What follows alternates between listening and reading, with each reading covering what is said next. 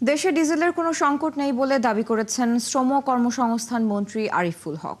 বুধবার গাজীপুর জেলা প্রশাসকের কার্যালয়ে অংশীজনদের নিয়ে আলোচনা শেষে মন্ত্রী বলেন, ফুয়েল কার্ডধারী শিল্প কারখানাগুলো যেন অগ্রাধিকার ভিত্তিতে জ্বালানি তেল নিতে পারে সেই ব্যবস্থা নেওয়া হয়েছে।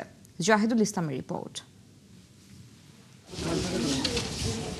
সরকার যাবে জনগণের কাছে, এই নীতি অনুসরণ করে শ্রমিক, শিল্প মালিক এবং প্রশাসনের সাথে কথা বলতে বুধবার গাজীপুর যান শ্রমমন্ত্রী। জ্বালানি সাশ্রয়ে নিজ বাসভবন থেকে তিনি কর্মকর্তাদের নিয়ে গাড়ি বহরের পরিবর্তে রওনা দেন বাসে করে।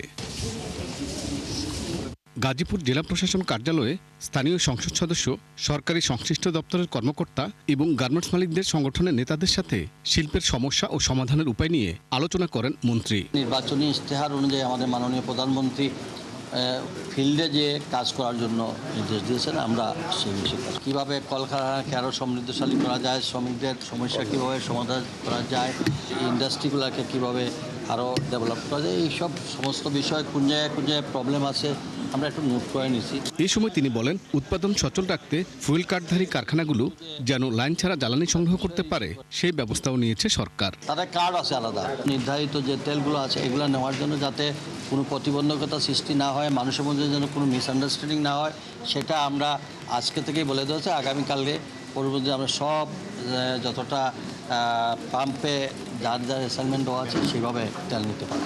দেশে বর্তমানে ডিজেলের কোনো সংকট নেই বলেও দাবি তার। ইনশাল্লাহ ডিজেলের কোনো প্রবলেম নাই। ইনশাল্লাহ আপনারা দেখবেন 2-3 দিনের মধ্যে আমরা অনেকটাই স্মুথলি চালাতে পারব। শিল্পের উৎপাদন খরচ বাড়লেও বিশ্ববাজারের সাথে তেলের দাম সমন্বয় করা ছাড়া আর কোনো উপায় ছিল না বলেও জানান মন্ত্রী। সেন্ট্রালি বসবো তখন ফাইনালি করব। জাহিদুল ইসলাম, ৭১, গাজীপুর।